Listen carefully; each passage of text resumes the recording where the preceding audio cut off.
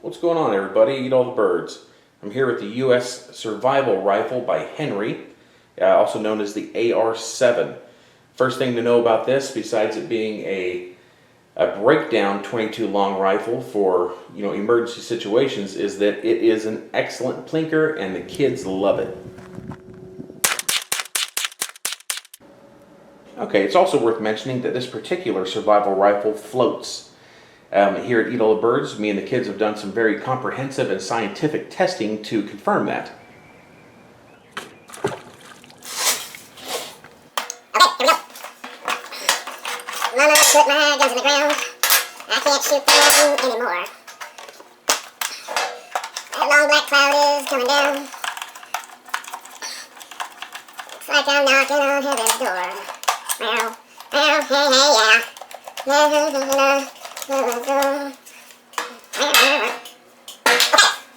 Now this was originally, I believe, made by Armalite, and it was for pilots. When they would ditch their aircraft, they would have this with them, and they would use it for self-defense and procuring meat.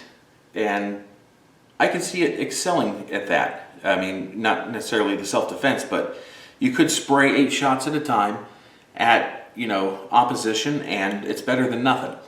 I personally would rather have a big handgun, but really, for getting food, if you're going to be out there for quite a while, you could get something to eat with this. Now, let me break down my thoughts on survival with something like this. Now, a guy like me, I'm never going to have to use it for that, nor would it be the best option. If something happened and I found myself out in the middle of nowhere with this and my little pack, it'd be great and all. I can get some meat and I'd cook it, and I would I'd be very happy to have something to eat. But of course I would fall off something, break my leg, or get an infection, and that would take me down. It would make no difference whether I have this compact cool survival rifle. In a situation like that, anything that you can hit a target with would be fantastic. It just depends on what you have with you. So I guess I got it, and I have it. Most people probably have it these days because of the cool factor. And it is really cool. Every time I break this out when I'm out shooting with the guys, they have some really, really, impressive hardware with them, but they always put it down and want to shoot this. Not only do they want to shoot it, but if I have it put together already, they want to take it apart, put it back together themselves and shoot it. So it's definitely cool. I really enjoy it. I think it is medium quality. You compare this to a Ruger 1022 or a nice Marlin tube feed, other semi-automatic conventional 22 rifles. Reliability, quality-wise, they're going to smoke this thing. This thing, if you didn't want to buy it because it was cool, these days, I guess you can make a case for putting it in a survival cache, like a cache tube. It'd be a very good boat gun, motorcycle packing, keep it in a Jeep, things like that. It could have its place there. It's not going to get beat up. You're not going to knock the sights off of it because it's all in the stock. So that's why I would have it. That's why I do have it. And that's about it. I have no, delusions of, being Rambo out in the middle of the desert with my survival rifle and making it for months and years. It's just not going to happen. But,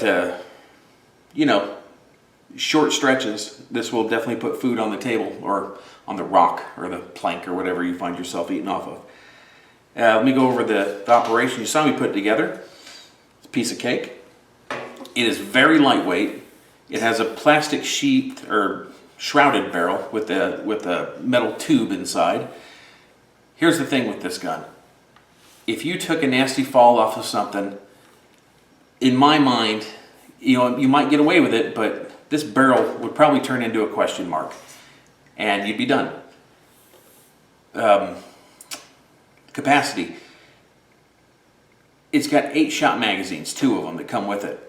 And I like that. Single shot for survival would be my choice, but semi-automatic, like I said, it was designed for self-defense and survival, so I like the 8 round because they're flush.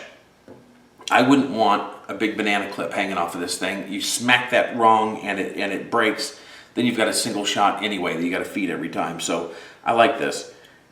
Controls, it's pretty much a righty. Safety on the right, charging lever on the right. Check the magazine right here. I guess that you can do left-handed. It does have a rail on it. I don't see why. It's got decent little peep sights that you can adjust. It's got two different holes there. You can flip that around, and you've got a little bit of elevation you can put into it. Front sight you can slip back and forth for windage. My recommendation is to put everything in the middle, use the big peep sight, and just rock like that. The rail, I guess they put it on there because they could. You could definitely mount an optic on it, but then you'd have to take it off before you put everything back in the buttstock, so kind of defeats the purpose. You could definitely do it though, and I've done it, and I'd rather just use the regular sights that come with it. Other than that, it's a little pricey. $250 to $350. I bought mine 2 years ago for about 250 bucks because it was cool and because no other reason than I wanted it. You know, I've got conventional 22s, and you know, I had to have the means to get something to play with like this, so I did, and I like it. That's who I would recommend this to. Somebody who just wants it because it's cool, or if you're a pretty serious doomsday person, stashing this, I can't say that's a bad idea because it definitely is a very good idea, and this would be very good for that. That's about it. You guys, thanks for watching. I like making these videos for you. I really like the comments, so please feel free to go ape in the comment section. Like and subscribe if you feel like it. See you in the next one.